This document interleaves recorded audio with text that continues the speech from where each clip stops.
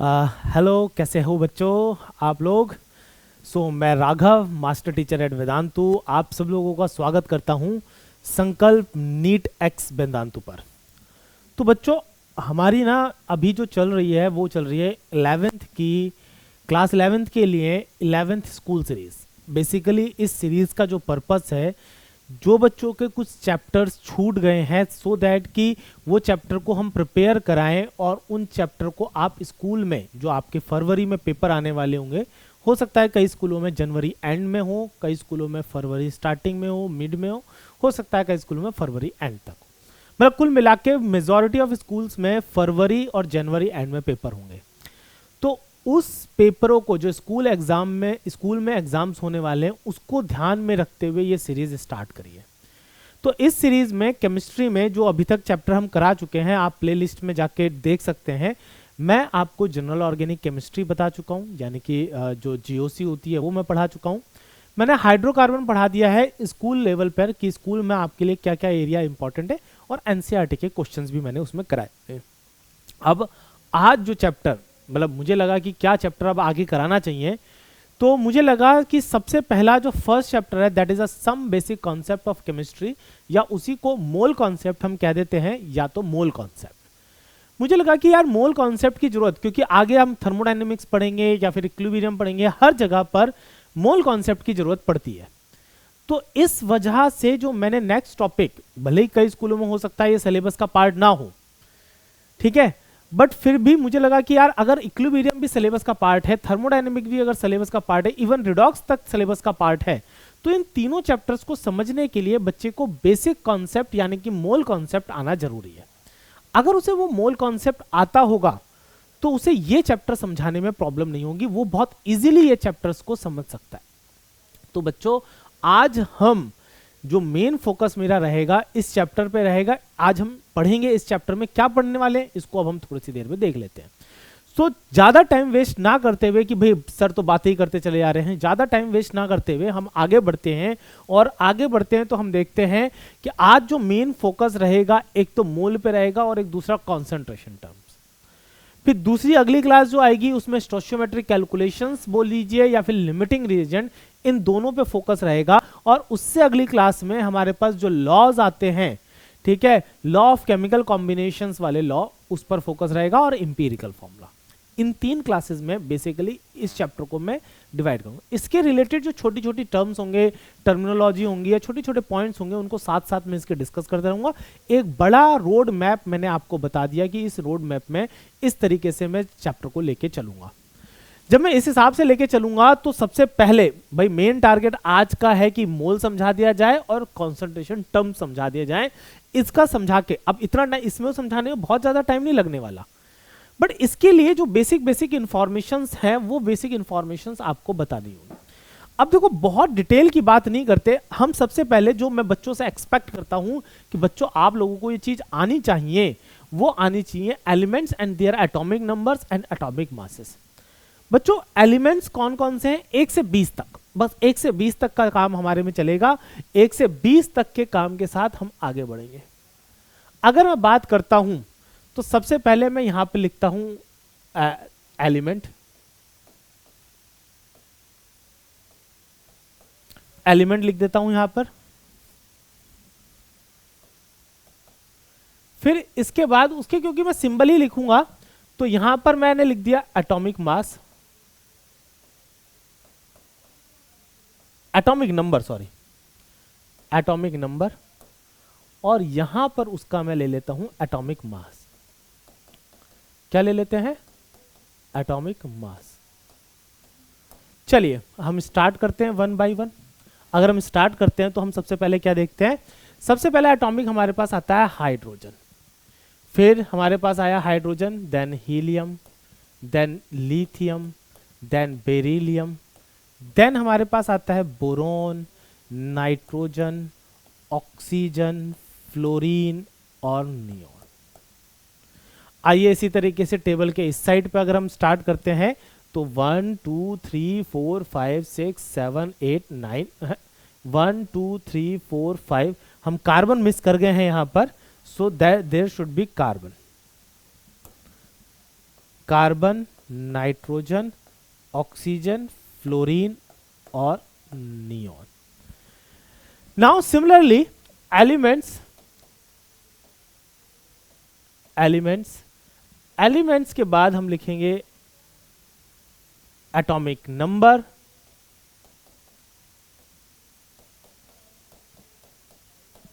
और atomic mass. क्या लिखते हैं? Atomic mass. ठीक है, इसको भी लाइन से ड्रॉ कर देते हैं।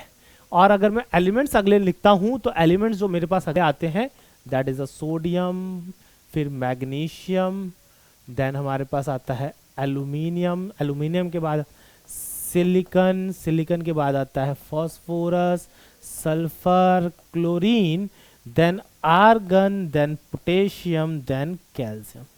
बट जिसको ये चीज याद हो वो यहाँ पर इसको फास्ट फॉरवर्ड कर सकता है, बट जिसको याद नहीं है वो टेबल बनाए और इनमें से जो जो इंपॉर्टेंट है वो आप याद करिए।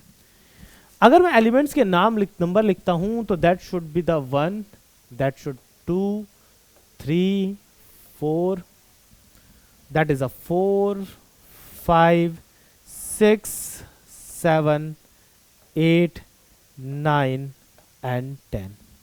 इधर अगर हम चलते हैं तो हमारे पास होता है 11, 12, 13, 14, 15, 16, 17, 18, 19 एंड 20। किसी को कोई डायरेक्शन में अगर प्रॉब्लम हो तो मैं आपको लाइन ड्रॉ कर देता हूं कौन से वाले पे क्या कनेक्शन होगा, क्योंकि हो सकता है कंफ्यूजन हो जाए कि भाई लाइन में किधर कौन जा रहा है। अगर मैं इसकी बात करता हूं तो हमारे पास ये कुछ इस तरीके से कनेक्टेड है।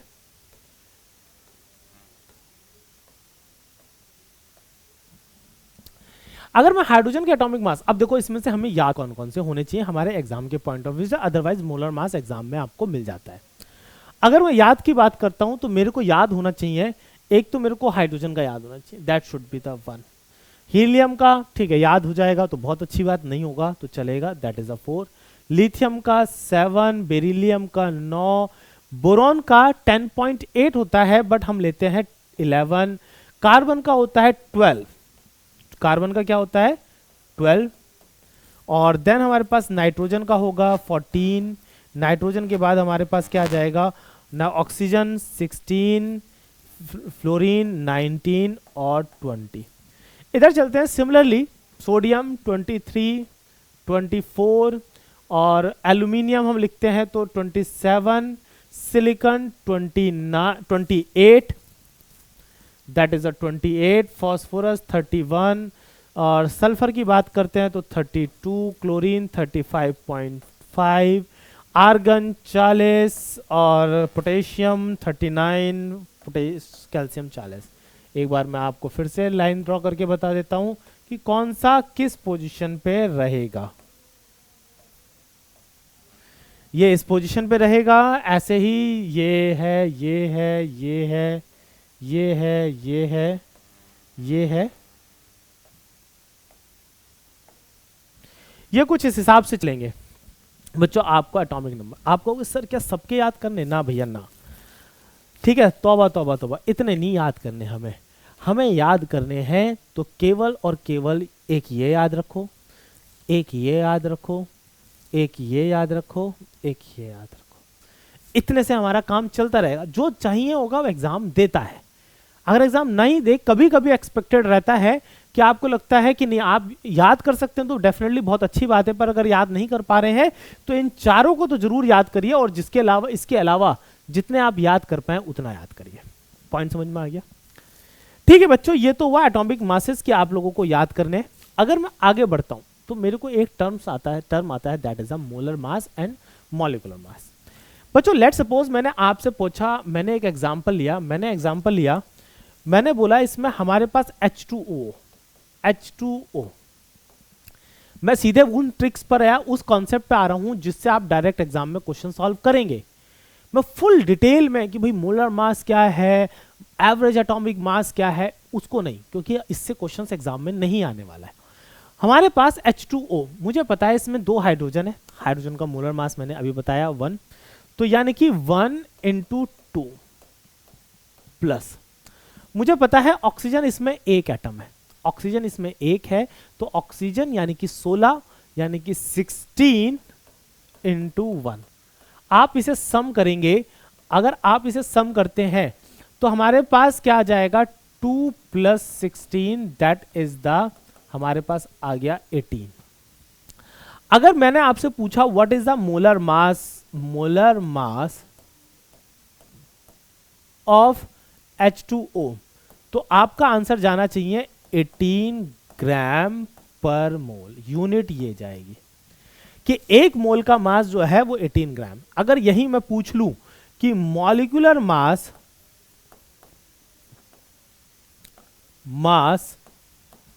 ऑफ H2O, तो आप लिखेंगे 18U। What is U? U here unified mass, या फिर आप लिखोगे और AMU। U means unified mass, AMU means atomic mass unit.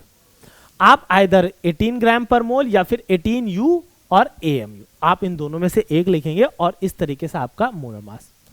आप कहोगे सर क्या बस हो गया?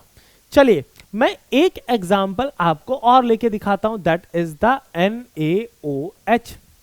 भाई आपको सोडियम का नहीं पता होगा, सोडियम मैं बता दे रहा हूं, वरना टेबल ओपन कर लीजिएगा, टेबल आपने लिखी ली होगी। तो सोडियम का होता है 23, ऑक्सीजन का होता है 1, प्लस हाइड्रोजन का हमारे पास निकल के आता है, सॉरी ऑक्सीजन का होता है 16 और हाइड्रोजन का निकल के आता है 1। तो दैट विल बिकम, हमारे पास क्या हो गया 40। अगर मोलर मास की बात करा जाएगा तो आप लिखोगे 40 ग्राम, 40 ग्राम।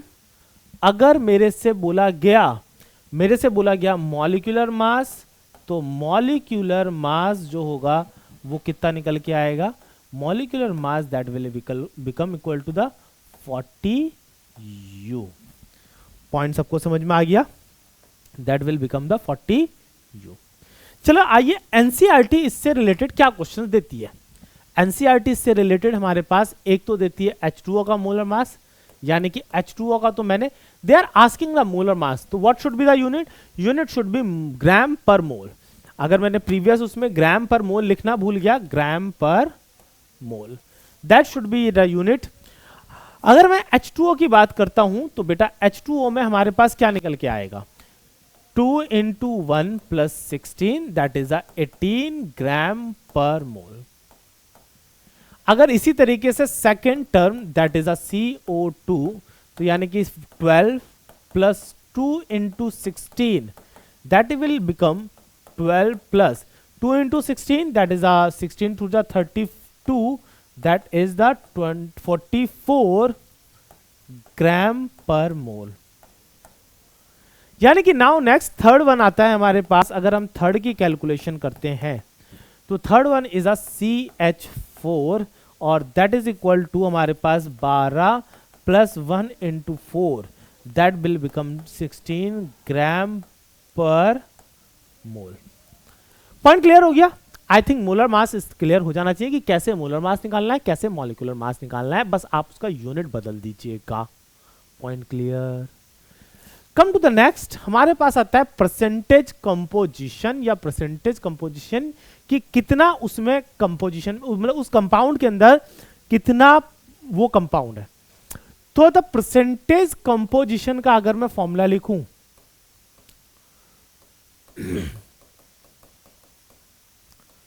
परसेंटेज कंपोजिशन हमारे पास जो निकल के आएगा, that will equal to the mass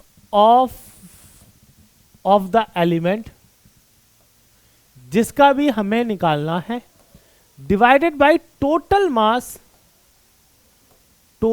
mass of compound into 100। Let's suppose मैंने एक क्वेश्चन फ्रेम करा, example, find the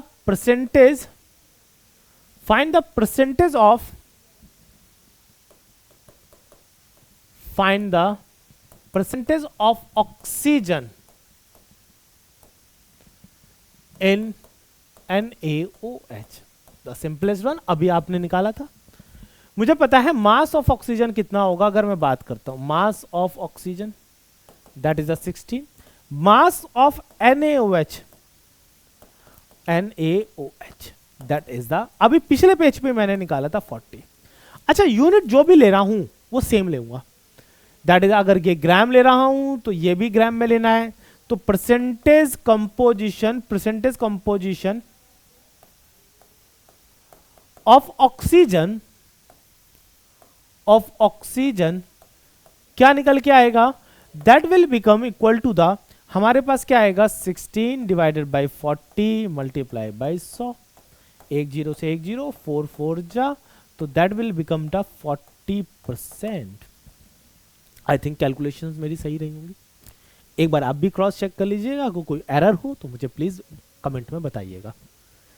right now क्या एनसीईआरटी का ये क्वेश्चन मैं सॉल्व कर सकता हूं, calculate the mass percent of different element in the sodium sulphate. इन्होंने फॉर्मूला तक दे दिया है, देखो सोडियम सल्फेट।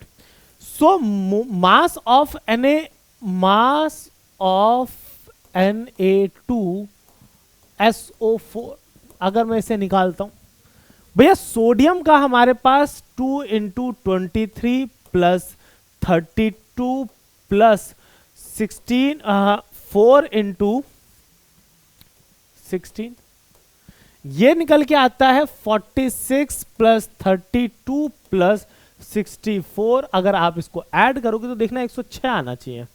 एक बार सम कर लेते हैं, नहीं 106 नहीं, उससे ज्यादा आएगा। 4 2 6 6 12, 1 आता है कैरी, और मतलब एक कैरी आ गया, ठीक है। 6 4 10 3 13 और 1 14, 142 आता है ग्राम, आपने ग्राम में लिखना है।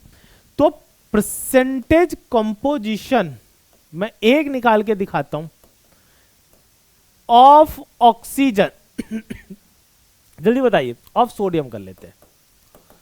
दैट इज सोडियम कितना है बच्चों, 46 डिवाइडेड बाय 142 मल्टीप्लाई बाय 100। आप इसे कैलकुलेट कर लीजिएगा, कैलकुलेट करके मुझे आंसर कमेंट बॉक्स में कमेंट करके बताइएगा। इसी तरीके से सिमिलर आपको परसेंटेज ऑफ कंपोजिशन सल्फर बतानी है, परसेंटेज ऑफ कंपोजिशन आपको ऑक्सीजन बतानी है। आपको तीनों की percentage of composition comment box में टाइम के साथ, सर इस टाइम वाले क्वेश्चंस पर ये आंसर आएगा, तो सब लोगों का मैं कमेंट का वेट करूंगा, ठीक है। तो आप सब लोग उस पर कमेंट करिएगा वीडियो पर, तब आप मैं पहचान जाऊंगा कि आंसर कितने लोगों ने वीडियो देखी है, एक सही सीरियसली देखी है, या फिर कितने लोगों ने बस भगा भगा के देखी है, ठीक है। चलिए अगर हम आगे बढ़ते हैं, राइट नाउ इस चैप्टर का मेन एंड इंपॉर्टेंट इस चैप्टर पोर्शन स्टार्ट होने वाला है। जैसे कि इसके लिए स्टार्ट करने से पहले मैंने एक पॉइंट आपसे डिस्कस करता हूं कि आप लोगों को, आपके घर में आपकी मदर ने या फिर आपके फादर ने या किसी ना किसी ने आपको मार्केट भेजा और बोला मार्केट से जाइए और 1 डजन एग लेकर आइए, एग लेकर आइए या फिर बनाना, जो भी आपको। भाई कई लगाएंगे सर हम तो वेजिटेरियन है, हम तो एग खाते नहीं है। अरे तो बनाना ले आइए, बनाना यानी केला। 1 डजन बनाना लेने के लिए आपके पेरेंट्स ने या किसी ने आपको भेजा। तो मैं ये जानना चाहता हूं कि आप कितने बनाना लेकर आएंगे, कितने बनानाज आप लेकर आएंगे? क्या 18 लेकर आएंगे? 18? नहीं ना। क्या आप 12 लेकर आएंगे? यस, आप लेकर आएंगे 12। सिमिलरली एक स्टैंडर्ड है, एक मार्केट में एक स्टैंडर्ड सेट है, हमारे लाइफ में एक स्टैंडर्ड सेट है कि 12 के कलेक्शन को, 12 के कलेक्शन को हम 1 डजन बोलेंगे। सिमिलरली अगर हम बात करते हैं केमिस्ट्री की या साइंस की, तो पहली बात तो मोल को रिप्रेजेंट करते हैं एन से। सो इसके लिए जो डेफिनेशन चलती है वो चलती है it is the collection of, it is the collection of 6.022 into 10 to the power 23. 6.022 into 10 raised to the power 23 entities.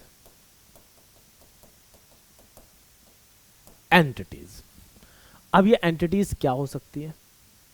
मतलब entities can be electron here, proton here, neutron here. It can be atom, molecule, ions, मतलब we can say anything. Anything जिसको हम count कर सकें, हम value में count कर सकें, उस नंबर्स में हम काउंट कर सकें, वो एनीथिंग इज नोन, इस तरह कलेक्शन. अब ये नंबर ना छोटा मोटा नहीं है भैया, इसी को बोला जाता है एवोगाड्रो नंबर. एवोगाड्रो नंबर यानी कि कैन आई से कि 1 मोल, जैसे आपने 1 डजन इज इक्वल टू 12 बोला था, हम कह सकते हैं कि 1 मोल जो है is equal to 6.022 into 10⁻⁻23 entity. ठीक है,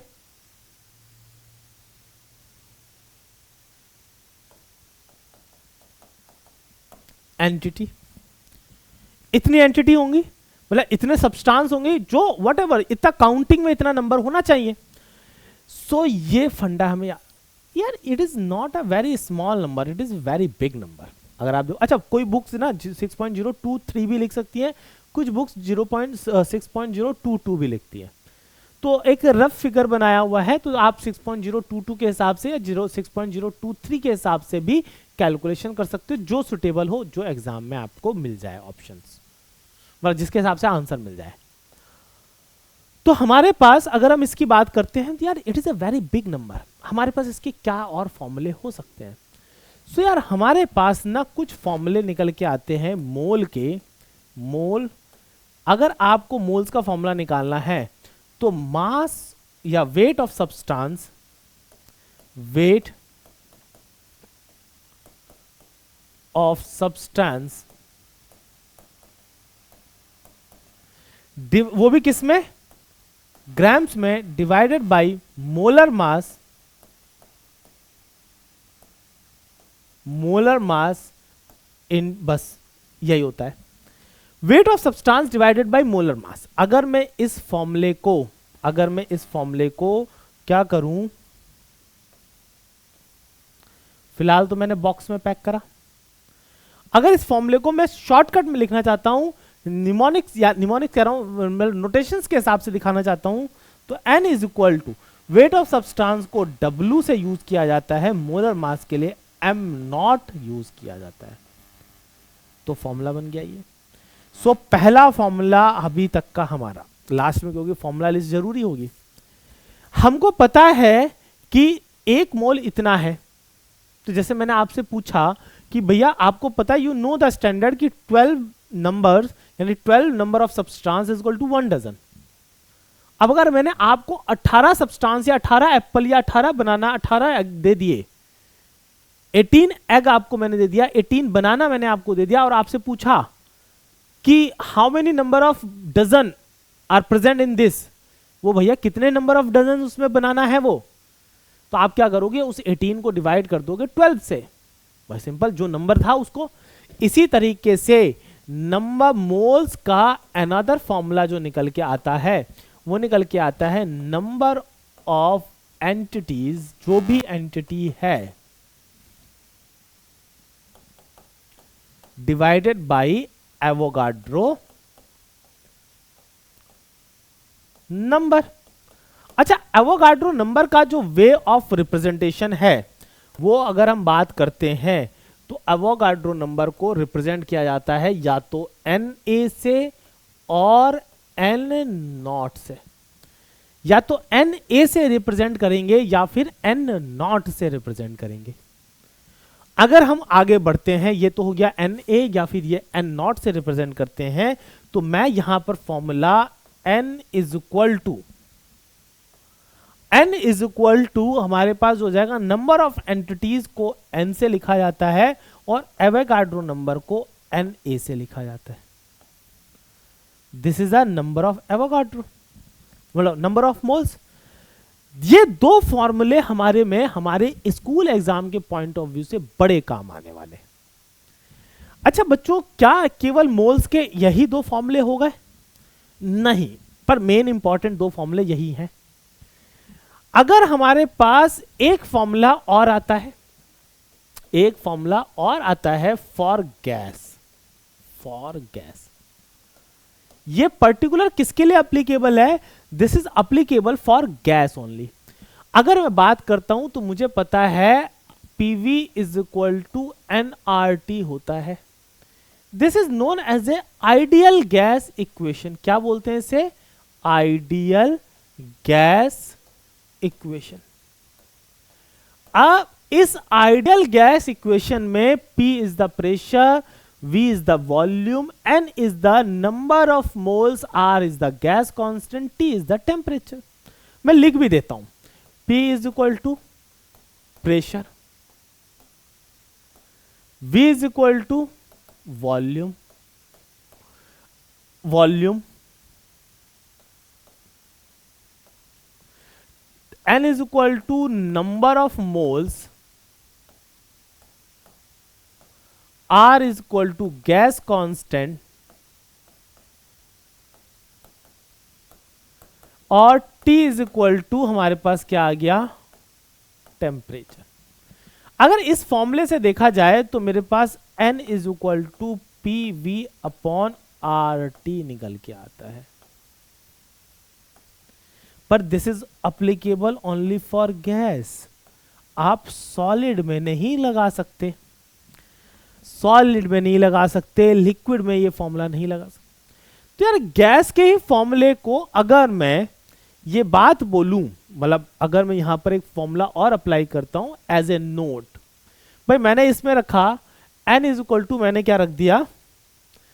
अब n इज इक्वल टू मैंने रखा 1, प्रेशर मैंने रखा 1 atm और 1 atm, 1 atm, टेम्परेचर रखा मैंने 273 केल्विन, R की वैल्यू होती है बच्चों 0.0821 लीटर एटीएम पर केल्विन पर मोल। R की वैल्यू बच्चों मेरे पास ये होती है, बस और कुछ नहीं करना। मैंने क्या कर दिया? R की वैल्यू लिख दी और मुझे पूछना है फाइंड द वॉल्यूम। अगर मैंने PV, actually this is the condition of STP, condition of STP, standard temperature and pressure. This is the condition of STP। अगर मैं बात करता हूं वॉल्यूम की, तो मुझे पता है कि फॉर्मूला जो है PV is equal to nRT होता है, pressure 1, volume I have to find it, n is equal to 1, temperature R is equal to 0.0821 और टेम्परेचर इज 273, तो मेरे पास वॉल्यूम आता है 22.4 लीटर। इससे कंक्लूजन ये निकला, इस कंडीशन से कंक्लूजन ये निकला कि volume of 1 mole of any gas at STP is equal to 22.4 litre. अगर कोई भी गैस STP पर उसका 1 मोल 22.4 लीटर ऑक्यूपाई करता है, ये एक स्टैंडर्ड डेटा बन गया। तो अब इस स्टैंडर्ड डेटा की हेल्प से आई वांट कि मैं एक फॉर्मूला ड्राइव करना चाहता हूं। अब मैं फॉर्मूला क्या है मुझे पता है कि राइट नाउ आई वांट कि मैं एक फॉर्मूला ड्राइव करना चाहता हूं, एंड मैंने बोला कि बच्चों मुझे पता है कि 1 वॉल्यूम क्या है 1 मोल का 22 पॉइंट लीटर। अगर मुझे बाय चांस ऐसे बोल दे कि भैया मेरे पास 11.2 लीटर ऑफ गैस है STP पर, बताओ कितने मोल गैस है, उल्टा भी तो पूछ सकते हैं। तो हमारे पास उस समय जो फॉर्मूला चलेगा, mole is equal to volume of gas, वो भी किस में? लीटर में, डिवाइडेड बाय 22.4। एट STP की बात चल रही है भाई। अगर एसटीपी नहीं होगा तो ये फॉर्मूला वैलिड नहीं होगा। वो भी कौन सा एसटीपी? जो कंडीशन मैंने दी है। सो इस हिसाब से N is equal to volume, वो भी गैस का लीटर में, divide by 22.4। This formula is valid only for gas, और वो भी कब? At STP. तो मैंने आपको 4 फॉर्मूले बताए। 4 फॉर्मूलों में से सबसे ज्यादा important formula first, then second, then इसके बाद तो दोनों ये इक्वल ही है। तो आपके पास सबसे ज्यादा इंपॉर्टेंट फॉर्मूला कौन सा निकल के आता है? The first one, first, second, and उसके बाद एक ये थर्ड नहीं है, मतलब थर्ड नंबर है, पर इंपॉर्टेंट जो है वो फोर्थ वाला है। सबसे ज्यादा इंपॉर्टेंट फॉर्मूला फोर्थ वाला आएगा। आइए अब इससे रिलेटेड कुछ क्वेश्चंस कर लेते हैं। अब हमारे पास क्या क्वेश्चन गिवन है? Calculate the number of atoms in each of the following. आप नंबर ऑफ एटम्स कैलकुलेट करिए। पहले एटम्स को कैलकुलेट करने से पहले एक मैं सिंपल क्वेश्चन कराना चाहता हूं। सिंपल क्वेश्चन ये है, calculate the number of moles present in 80 gram sample of NaOH। चलिए, इससे इजी क्वेश्चन नहीं आएगा।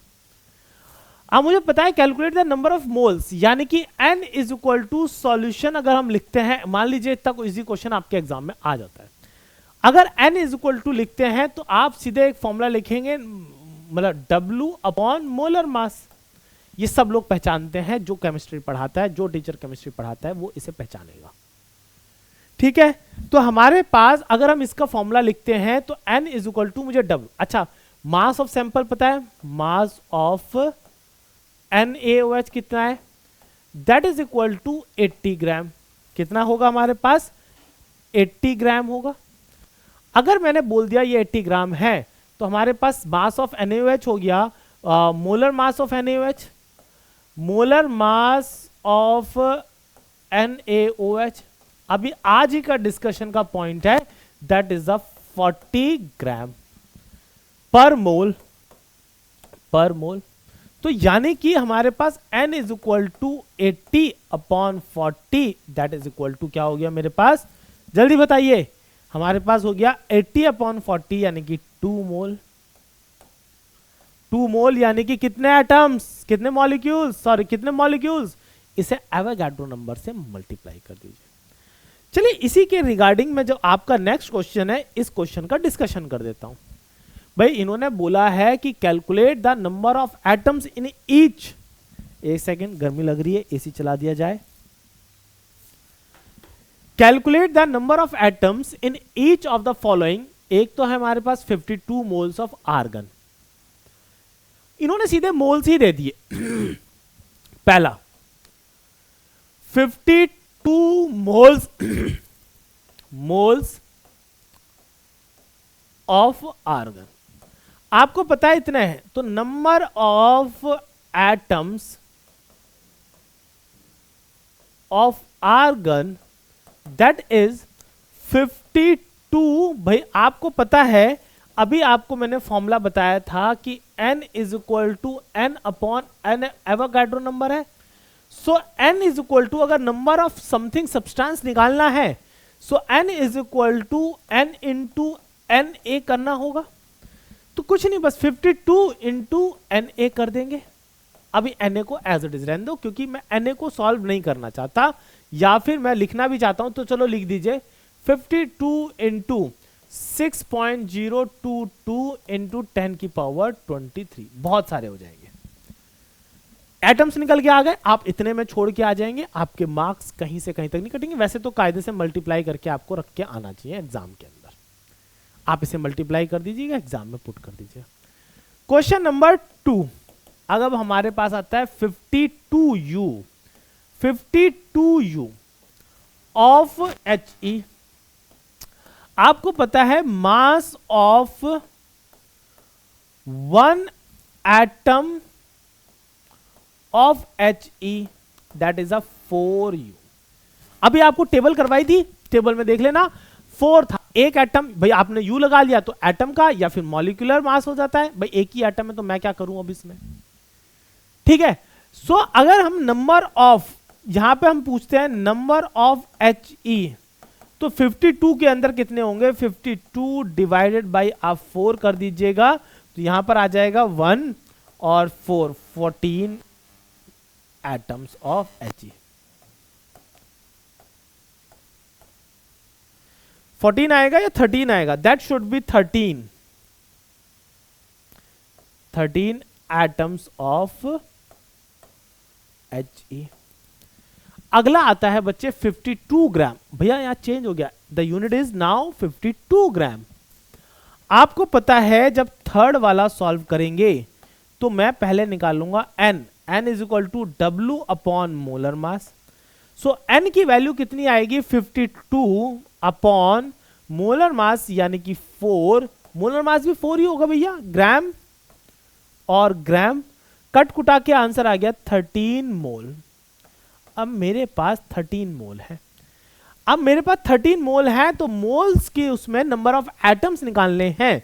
तो मुझे पता है कि फॉर्मूला होता है n इज इक्वल टू, ये वाला फॉर्मूला यूज करूंगा, n इंटू Na। और n कितने निकल के आए हैं 13, और एवोगाड्रो नंबर होता है 6.022 इंटू 10 की पावर 23। आपको मल्टीप्लाई करना है, सॉल्व करना है और आंसर्स बताने हैं। पॉइंट क्लियर आ गया? अरे भाई समझ में आ गया, ठीक है। एक काम करना, जब आंसर पूरी वीडियो देख लोगे तो लिख लेना आंसर कौन से के क्या है, उसके बाद एक पूरा एक ही कमेंट में आंसर आप लिख दीजिएगा। पॉइंट क्लियर है? चलिए ये क्वेश्चन भी हो गया। तो अब अगले टर्म की तरफ अगर हम बढ़ते हैं, हमारे पास ये क्वेश्चन मैंने आपको एज ए होमवर्क में largest number of atoms present, किसमें सबसे ज्यादा लार्जेस्ट नंबर ऑफ एटम्स होंगे, ये एज ए होमवर्क में दे रहा हूं। आपको पता होगा सर Au का मोलर मास नहीं पता। अगर Au का मोलर मास को आपको पूछना है तो मैं आपको तुरंत बता देता हूं, ऐसे रटा हुआ मुझे भी नहीं है और ना ही आपको रटने की कोशिश करनी है। तो Au का मोलर मास जो हमारे पास आता है दैट इज 197। मोलर मास आता है, मोलर मास Au का 197 बस ग्राम पर मोल। आप इसे सॉल्व करिएगा फिर मुझे बताइएगा। नहीं मैं वैसे बता देता हूं इसको आपको। चलिए बाकी हम देखते हैं कैसे इसे सॉल्व करना है, नहीं तो आपको वो कंफ्यूजन रहेगा। देखिए ऐसा होता है कि हमारे पास सभी का 1 ग्राम है। आपको पता है n is equal to, formula होता है n is equal to W upon molar mass, और n ही इज इक्वल टू होता है n अपॉन एवोगाड्रो नंबर। तो अगर मैं कुल मिला के इस फॉर्मूले में n की वैल्यू निकालना चाहूं तो can I right W upon molar mass into और Na। अच्छा Na तो फिक्स है, Na तो फिक्स है, और W भी देख रहे होगे सभी में 1 ग्राम है, सभी में 1 ग्राम है। तो क्या मैं, अगर मैं n की बात करूंगा, ध्यान से सुनिएगा, अगर मैं n की बात करूंगा तो कह सकता हूं कि directly inversely proportional to molar mass. भैया जिसका मोलर मास सबसे ज्यादा उसके अंदर सबसे कम नंबर ऑफ एटम्स। तो सबसे ज्यादा मोलर मास 197, इसका मोलर मास होता है हमारे पास दैट इज बिकम 23। इसका होता है लिथियम, अभी बताया था 7। इसका होता है chlorine 35.5 plus 35.5 71।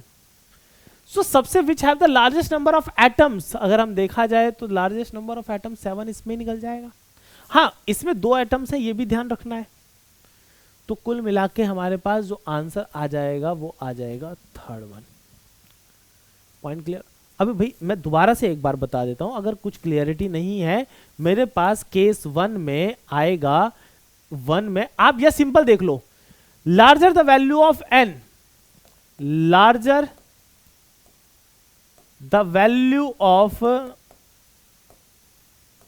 N larger the, general statement है, larger the number of molecules. Molecules भाई अब क्या करा जाए, उसमें मॉलिक्यूल एक ही है, एटम एक ही है। पहले में देखा जाए तो हमारे पास जो वैल्यू निकल के आएगी, आइए मैं थोड़ा सा बता ही देता हूं यहां पर। तो हम इस फॉर्मूले के हिसाब से अगर n चलते हैं तो that is the 1 divided by 197 into, और हमारे पास आ जाएगा Na। दूसरे वाले में यह आएगा n is equal to 1/23 into Na। तीसरे वाले में that is become is equal to n is equal to 1/7 into Na। Fourth वाले में आपको क्या करना है, नंबर ऑफ Cl2 वो आता है 1/71 इंटू Na। तो नंबर ऑफ Cl एटम अगर आपको ये निकालने को आएगा तो 2 इंटू 1/71 इंटू Na। इसे 2 से मल्टीप्लाई क्यों किया गया, बिकॉज यहां पे क्लोरीन के अंदर 2 एटम्स हैं। पॉइंट समझ में आ गया। आप देखो सबसे छोटा नंबर यही है, आप इसे देखोगे तो भी छोटा नंबर नहीं आ पा रहा, तो सबसे लार्जेस्ट वैल्यू हमारे पास इसी के अंदर है, that is the right answer. आप बस इतना लिखने के बाद आप हैंस इसकी वैल्यू पूरी कैलकुलेशंस नहीं करनी है, हैंस जो आप इनवर्सली प्रोपोर्शनल है आप ऐसे लिख के आएंगे हैंस, और वैसे भी ऑप्शन टिक वाला आएगा, ये ऑब्जेक्टिव आप टिक करेंगे you will get the full marks. अब बच्चों आता है कंसंट्रेशन टर्म्स। पहले अगर हम सॉल्यूशन की बात करते हैं, इस कंसंट्रेशन टर्म को समझने से पहले we are talking about the solution. यार सॉल्यूशन जो बनता है बच्चों वो बनता है सॉल्यूट, यानी कि 2 कंपोनेंट से बनता है homogeneous mixture, solute plus solvent. क्या बनता है, सॉल्यूट प्लस सॉल्वेंट। सॉल्यूट को मैं पूरे चैप्टर के अंदर B से रिप्रेजेंट करूंगा और सॉल्वेंट को मैं A से रिप्रेजेंट करूंगा। अब कंसंट्रेशन की डेफिनेशन की बात करूं, कंसंट्रेशन की डेफिनेशन की बात करता हूं, so it is the amount of solute present in fixed amount of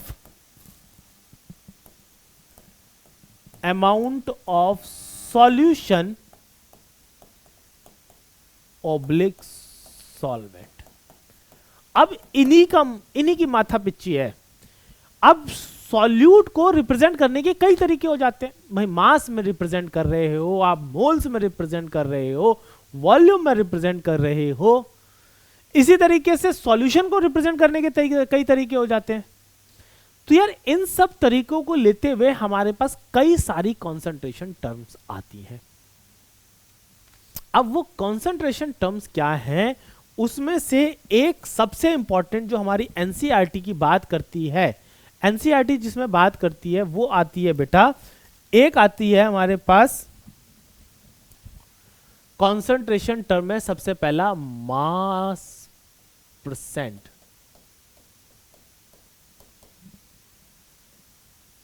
हमारे पास क्या आती है, मास परसेंट।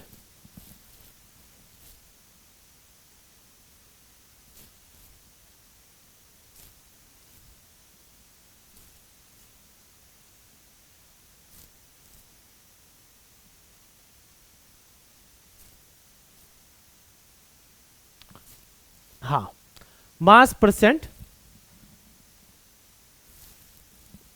सबसे पहला टर्म आता है हमारे पास mass percent. Mass percent basically इसे बोला जाता है परसेंटेज W बाई W। इसे क्या बोला जाता है? Percentage weight by wait. Percentage weight by wait में क्या होता है, अगर हम बात करते हैं तो परसेंटेज वेट बाई वेट, इसका मीन्स ये हुआ wait of substance, weight of solute, weight of solute divided by weight of solution, solution multiply by 100।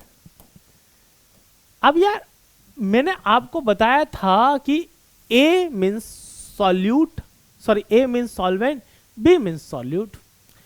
तो परसेंटेज वेट बाय वेट, इसका मतलब यह हुआ कि हमारे पास WB अपॉन W पूरा सॉल्यूशन, ठीक है, W ऑफ सॉल्यूशन, या हम ये बोल सकते हैं कि WA plus WB multiply by 100।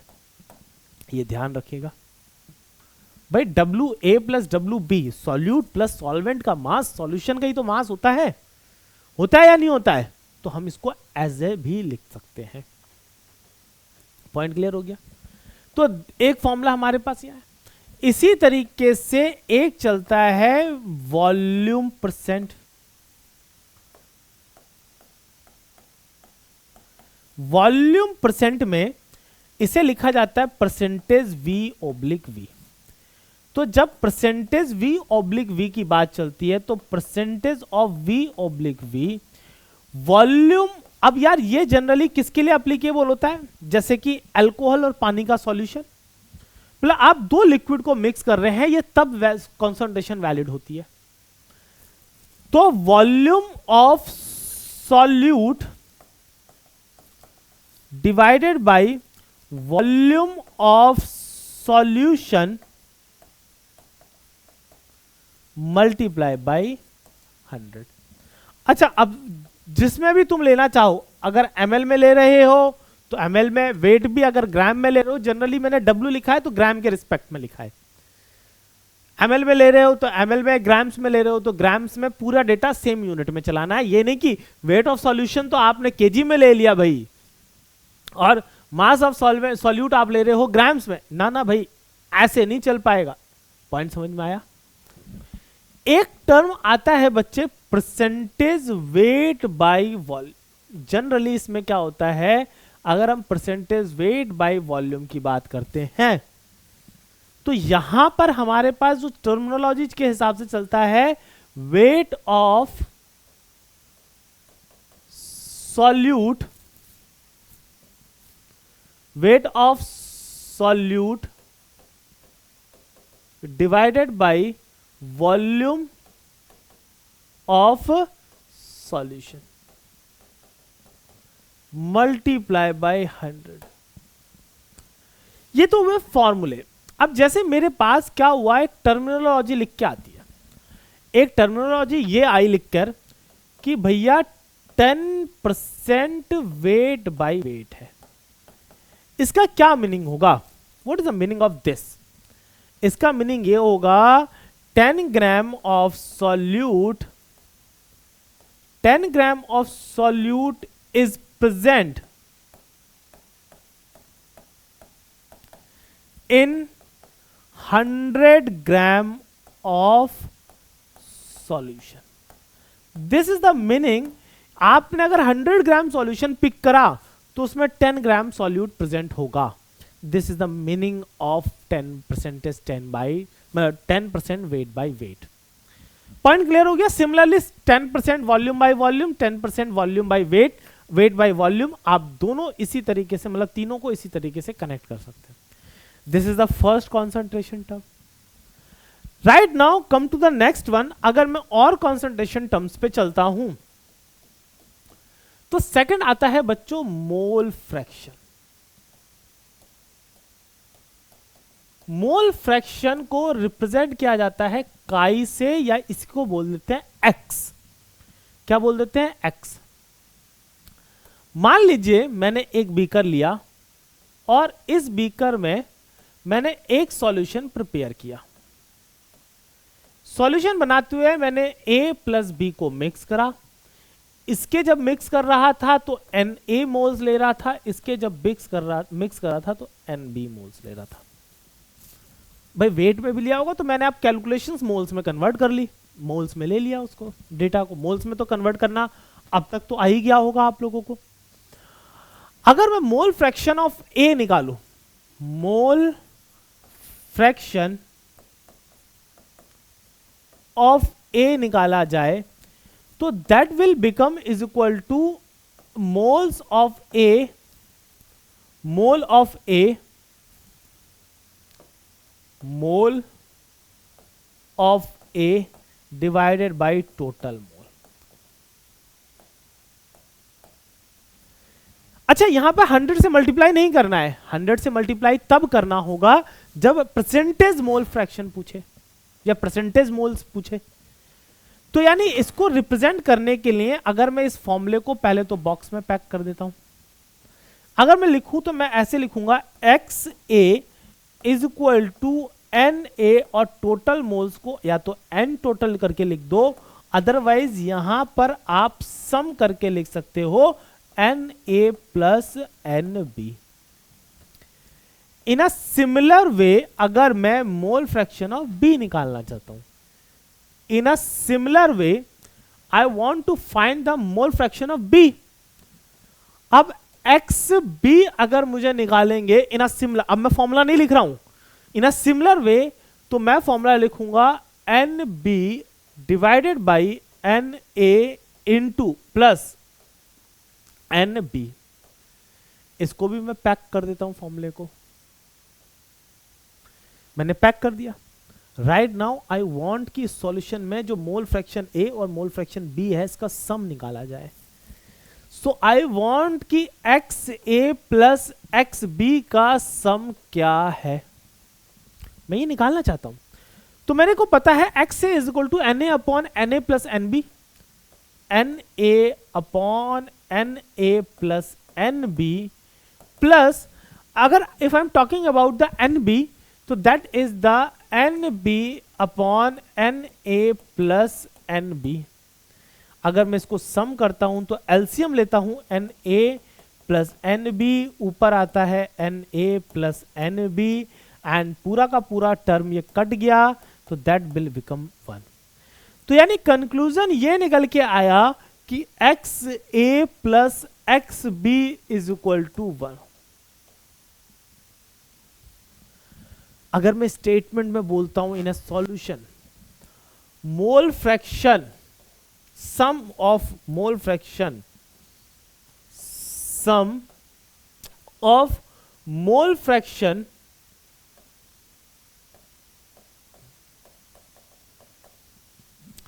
of each component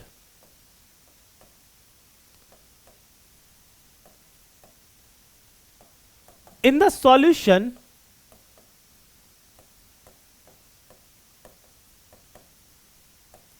is always equal to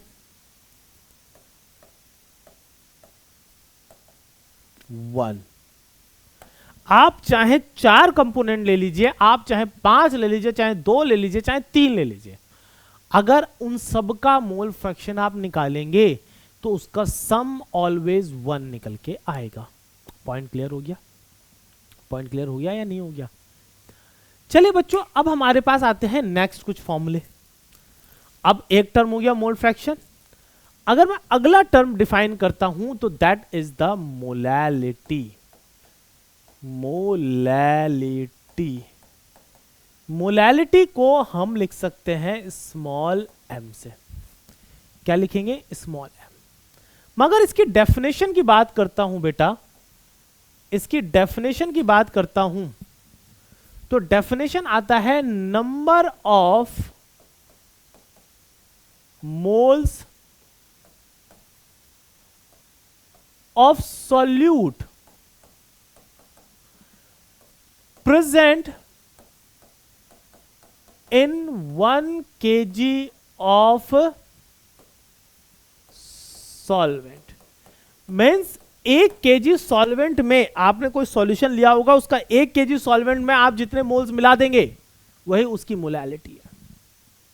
आपने 1 kg में 3 मिलाए तो 3 उसकी मोलैलिटी है, 4 मिलाए तो 4 मोलैलिटी है। बेसिकली 1 kg सॉल्वेंट में कितना मिलाना है, आपने 2 में मिलाए तो उसका आधा करना भाई, जितने भी मिलाए होंगे 1 kg के रिस्पेक्ट में कितने मिलाए होंगे। सो मोलैलिटी इज इक्वल टू हम बोलेंगे, अगर हम बात करते हैं molality is equal two moles of solute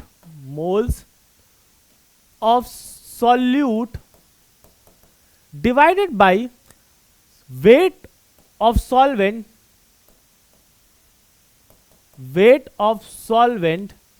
और स्पेशली किस में, that should be in kg।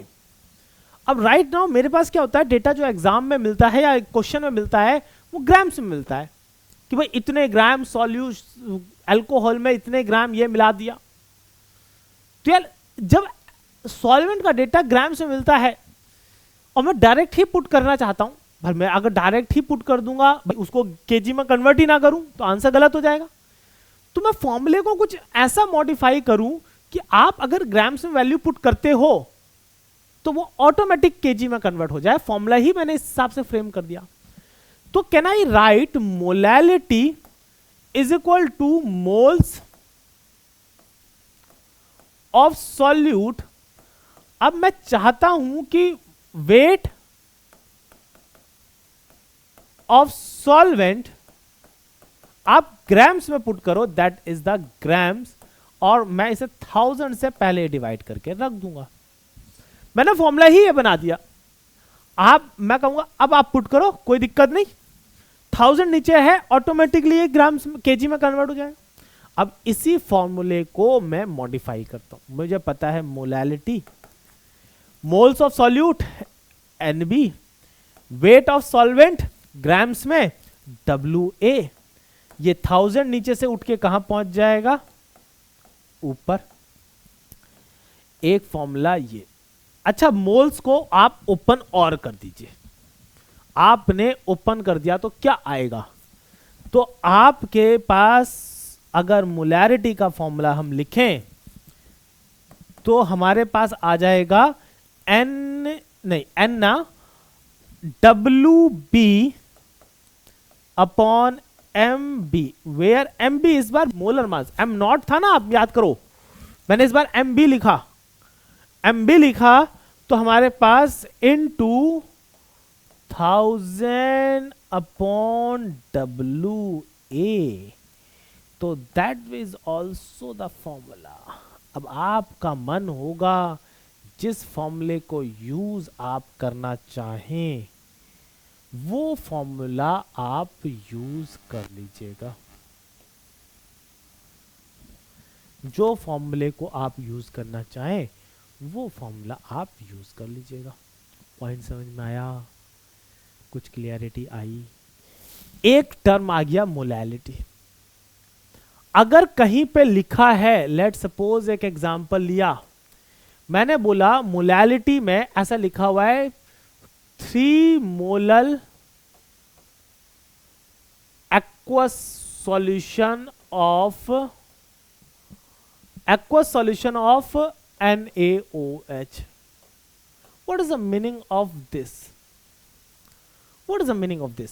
The meaning of this is 3 moles of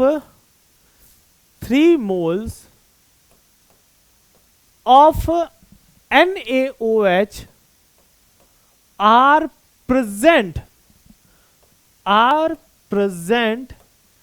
in 1 kg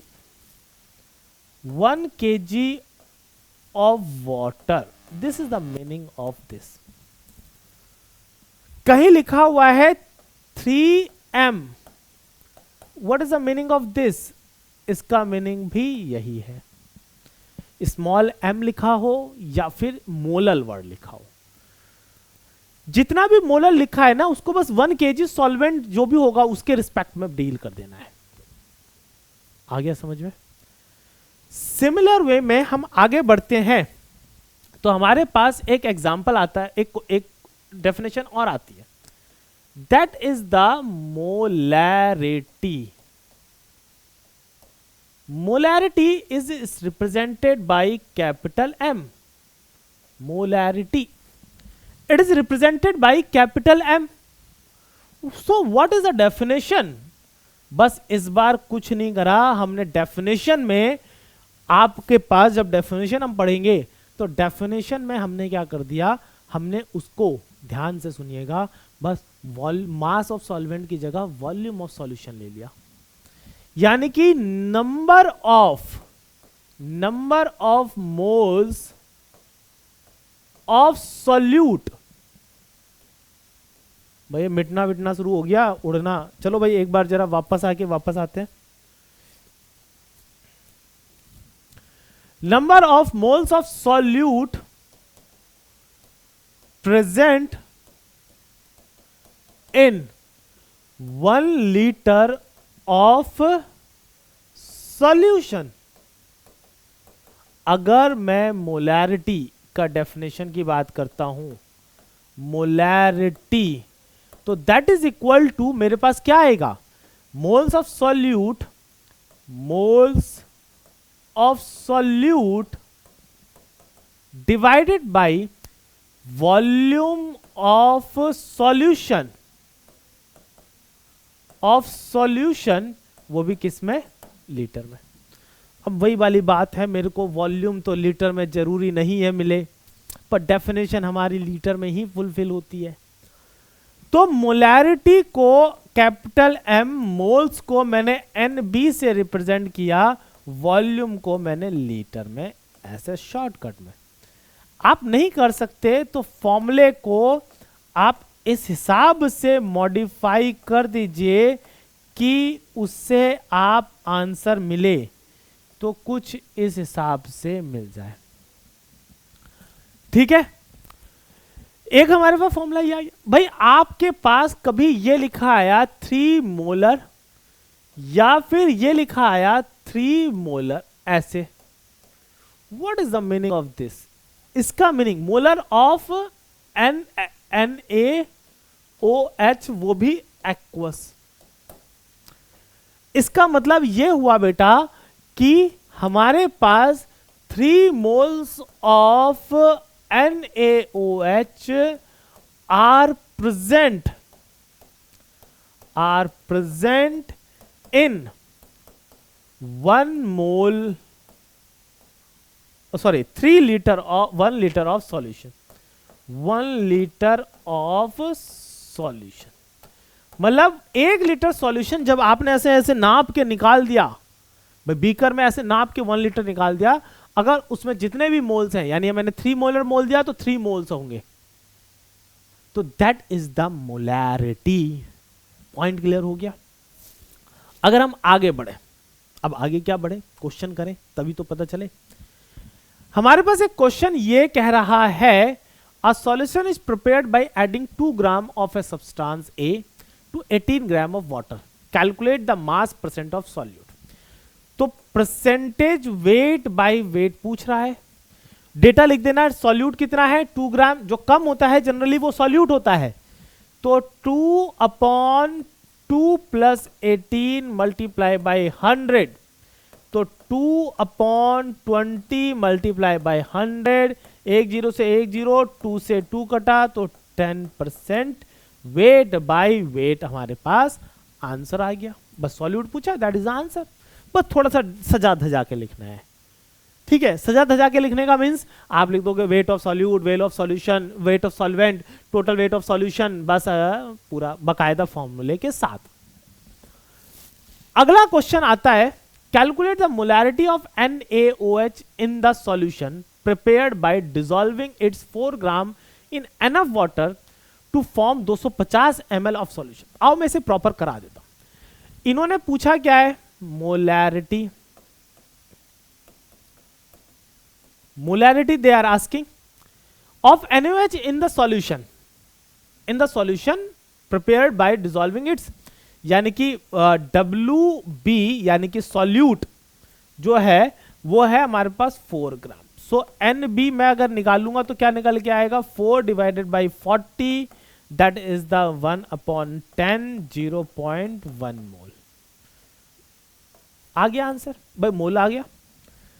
मुझे पता है वॉल्यूम कितना है, वॉल्यूम जो है सॉल्यूशन का बच्चे 250 ml है। तो मेरे पास फॉर्मूला आया था molarity is equal to N B upon volume. अगर ml में पुट कर रहे हो तो 1000 से क्या कर देना है, मल्टीप्लाई कर देना है। अगर 1000 से आपने मल्टीप्लाई कर दिया, ठीक है, जब आपने 1000 से मल्टीप्लाई कर दिया तो molarity is equal to N B भैया कितना आया था 0.1, 250 मल्टीप्लाई बाय 1000, 2 से 1000 से 4, 0.4 मोलर सॉल्यूशन आ गया। ये एनसीईआरटी के क्वेश्चंस हैं, कहीं और से नहीं। भैया एक छोटा सा नोट लिखते हैं, नोट 3 फॉर्मूले मैं आपको एक्स्ट्रा लिखा रहा हूं क्योंकि एनसीईआरटी में इसके क्वेश्चंस गिवन है, बट एक्सप्लेनेशन के नाम पे कुछ एक्सप्लेनेशन नहीं है। हम इसके फॉर्मूले ही याद करेंगे पेपर के लिए। हमारे पास relation between that concentration term एक आता है बच्चों, molarity is equal to 10 into percentage weight by weight into D upon molar mass. इसमें क्या क्या कौन सा टर्म है मैं लिख देता हूं। मोलैरिटी m, 10 कुछ नहीं है, परसेंटेज वेट बाय वेट, ये आपको पता ही है, कॉन्सेंट्रेशन है। D डेंसिटी है और किस यूनिट में रखी जानी है ये भी बता दे रहा हूं, ग्राम पर ml में रखनी है। m0 is the molar mass.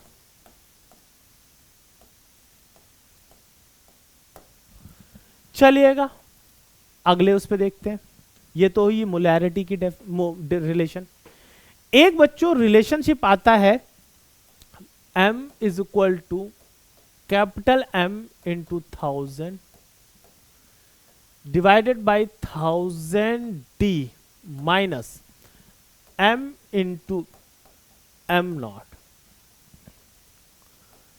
This is a relation between the molarity and molality. So molarity हुई है, मोलैलिटी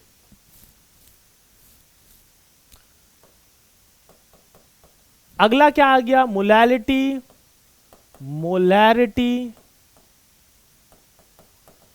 और D इज अ डेंसिटी, वो भी ग्राम पर ml में। m0 is a molar mass. ठीक है, ये एक रिलेशनशिप आ गया। एक रिलेशनशिप और है, ये 3 रिलेशनशिप की जरूरत हमें पड़ती है। दैट इज द, अगर हम बात करते हैं तो मोलैलिटी इज इक्वल टू, हमारे पास आता है mole fraction of B divided by mole fraction of A into 1000 upon MA। क्या क्या चीजें हैं, M is equal to molality है बेटा,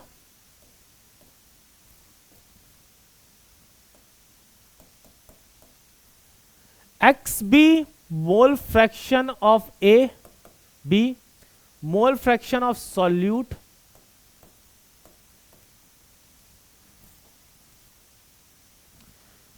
फ्रैक्शन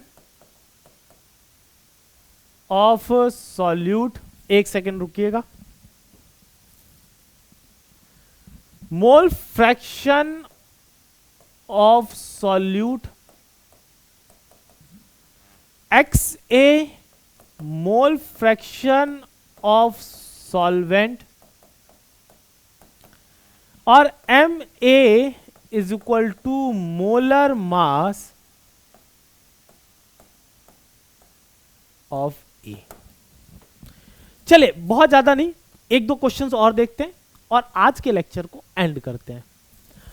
अगर हम आगे देखते हैं तो हमारे पास ये आता है the concentration what is the concentration of sugar in mole per litre, यानी कि मोलैरिटी पूछ रहे हैं, they are asking molarity, mole per litre, भाई मोल्स अपॉन लीटर, मैं यूनिट भी लिख देता हूं, एक दो टर्म्स हैं उनकी यूनिट भी लिख लीजिएगा बच्चों।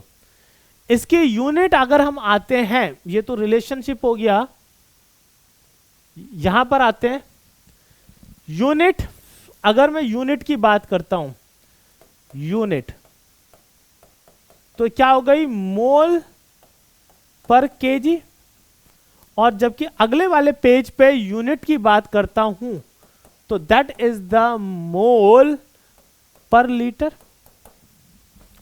ये निकल के आएगा मोल पर लीटर, क्योंकि मोलैरिटी की यूनिट मोल पर लीटर और मोलैलिटी की यूनिट मोल पर केजी, फॉर्मूला बता रहा है भाई, बता रहा है या नहीं बता रहा है। सो हमारे पास बस दो क्वेश्चन लास्ट बचे हैं, दैट इज, एक क्वेश्चन ये है, what is the concentration of sugar, आपके पास फॉर्मूला गिवन है, तो मोलर मास ऑफ शुगर, अगर मैं मोलर मास बच्चों निकालता हूं तो मेरे पास आता है C12H22O11 टोटल 342, एक बार निकाल लेना, ग्राम पर मोल। अगर मैं मोल्स ऑफ सुक्रोज निकालता हूं, यानी कि C12H22O11, तो कितना, 20 gram divided by 342 gram, moles निकल गए भाई। 2 लीटर तक वॉल्यूम अप किया है मैंने, तो मोलैरिटी आप सीधे फॉर्मूला लिखेंगे N upon volume in litre, तो that is equal to 20 upon 342 whole का डिवाइड बाई 2। तो आंसर आप एग्जाम में चाहे तो ऐसे छोड़ के आ सकते हैं, 20 अपॉन 342 इंटू 2 से ये 10 आएगा, तो that will become equal to the 10 upon 342। आप चाहे तो इतना छोड़ के आ जाइए और आप पीछे यूनिट लिख देंगे मोल पर लीटर, और अदरवाइज आप पूरा सॉल्व करेंगे तो आएगा 0.02925 मोल पर लीटर। आई थिंक समझ में आया होगा। चलिए आज की क्लास का लास्ट क्वेश्चन हम करते हैं, and the question is calculate the molarity of the solution of ethanol in water in which the mole fraction of ethanol is 0.04। हमें क्या दे रखा है, 0.04 हमें इथेनॉल का मोल फ्रैक्शन दे रखा है, डेंसिटी इन्होंने बोला हुआ है एज्यूम कर लेना है 1। अब यार पूछ रहा है मोलैरिटी, मोलैलिटी गिवन होता तो वो रिलेशनशिप लगा देता मैं, भाई इन्होंने मोलैरिटी पूछी है। मोलैरिटी का फॉर्मूला होता है, मोलैरिटी अगर हम मानते हैं, molarity is equal to number of moles, मतलब moles of solute divided by molar mass, sorry volume, वो भी किसमें, अरे ये क्या आ गया, वॉल्यूम वो भी लीटर में। एज्यूम कर लेते हैं कि हमारे पास 1 ही लीटर सॉल्यूशन है, कितना है, वॉल्यूम हमने क्या कर लिया, एज्यूम कर लिया कि इसमें जो हमारे पास सॉल्यूशन है वो 1 लीटर है। Assume the density of water to be 1, जो हमारे पास सॉल्यूशन है वो 1 लीटर है, ठीक है। अगर सॉल्यूशन वाटर की डेंसिटी हमने 1 मान ली, तो हमारे को पता है कि density of water, density of water that will be equal to 1 gram per ml। So mass of water 1 litre में कितना होगा, अगर हम बात करते हैं मास ऑफ वाटर की, तो that will become equal to the 1 gram. हमारे पास क्या आ जाएगा, मास ऑफ वाटर, अगर मैं मास ऑफ वाटर निकालना चाहता हूं तो हमारे पास निकल के आएगा, दैट इज द, एक सेकेंड रुको मैं फॉर्मूले को थोड़ा मॉडिफाई करते हुए बताता हूं। दैट इज द, हाँ जी, अगर हम चलते हैं इसमें तो D is equal to W upon molar mass आएगा या नहीं आएगा? ओहो, मास अपॉन वॉल्यूम आएगा, W अपॉन वॉल्यूम आएगा। ठीक है, तो डेंसिटी है 1, वॉल्यूम लीटर में, वो सॉरी ml में, ml में डेंसिटी है 1, W मुझे निकालना है, वॉल्यूम है 1000 ml, तो W is equal to 1000 ml, W is equal to मेरे पास कितना आ गया 1000 ग्राम। 1000 ग्राम, अरे यार ये क्या बार बार ऊपर नीचे हो रहा है, एक सेकंड रुकना बच्चे। 1000 ग्राम मेरे पास ये आ गया 1000। अगर बेटा मेरे पास ये निकालना है तो W इज इक्वल टू क्या निकल के आएगा, अगर मैं W moles Na is equal to मेरे पास क्या निकल के आएगा, अगर मैं Na की बात करता हूं यानी कि वाटर की बात करता हूं तो 1000 अपॉन हमारे पास आएगा 18, दैट इज अ 55.55 मोल्स। अब मुझे एक बात बताइए, फॉर्मूले में अगर हम बात करते हैं, हमारे पास जो डेटा गिवन है मोल फ्रैक्शन ऑफ इथेनॉल यानी XB इज इक्वल टू 0.04 और that is equal to XB divided sorry NB divided by Na plus NB आएगा।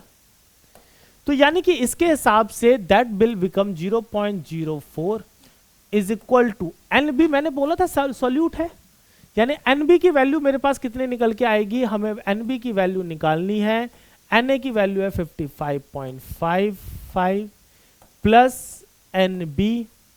अगर मैं इसे सॉल्व करता हूं तो मेरे पास जो NB की वैल्यू निकल के आएगी that will become equal to the NB is equal to हमारे पास क्या आ जाएगा, ये अगर मैं सॉल्व करूं तो मेरे पास आएगा 55.55 इंटू 0.04 इंटू आ जाएगा plus that will become to 0.04 into NB is equal to NB।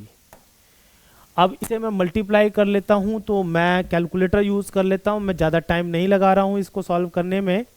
अगर मैं कैलकुलेटर यूज कर लेता हूं तो मेरे पास आ गया 55.55 multiply by 0.4 that is equal to 2.222 और वो उधर जाएगा तो that is a 1 minus 0.04 into NB, और अगर मैं इसको माइनस करता हूं तो वो आ जाएगा 0.06 यानी 2.222 is equal to 0.96 into NB, और अगर मैं NB की वैल्यू निकालता हूं तो 2.222 डिवाइडेड बाय 0.96। थोड़ी सी कैलकुलेशन हार्ड हो गई भाई, NCERT का क्वेश्चन है इसलिए मैं करा रहा हूं, आप इसे स्किप कर सकते हो। तो वैल्यू आएगी 2.222 divided by 0.96 that is a 2.314, NB is equal to 2.314। आपके पास वॉल्यूम कितना था, आपके पास वॉल्यूम कितना था 1 लीटर, तो आपके पास वॉल्यूम 1 लीटर था, तो मुझे पता है मोलैरिटी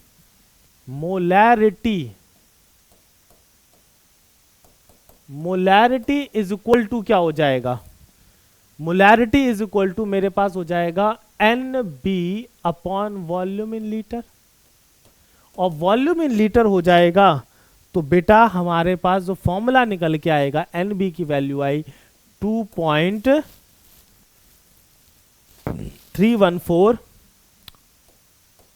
डिवाइडेड बाय 1, तो that become molarity is equal to 2.314। अच्छा, एक खास बात, डेंसिटी ऑफ वाटर 1 थी, ठीक है, अगर यही डेंसिटी ऑफ सॉल्यूशन 1 दे देते तो यहां मोलैरिटी और मोलैलिटी सेम हो जाती। चलिए बच्चे, हम अगली क्लास में आप लोगों से मिलते हैं। यहाँ पर हमारे पास इस क्लास को हम यहीं पर रोकते हैं। अगली क्लास में हम आपसे मिलते हैं। लास्ट क्वेश्चन आप स्किप कर सकते हैं, बाकी क्वेश्चंस आपको करने हैं।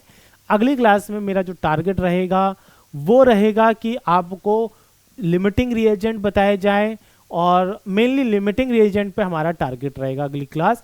लिमिटिंग रिएजेंट के बाद एम्पिरिकल फॉर्मूला उसके अगली क्लास में, और लॉ ऑफ केमिकल कॉम्बिनेशंस उसकी अगली क्लास में। चलिए गाइज, मिलते हैं यहीं पे। प्लीज वीडियो को लाइक करिएगा, शेयर करिएगा और चैनल को सब्सक्राइब करिएगा। सी यू गाइज, सी यू।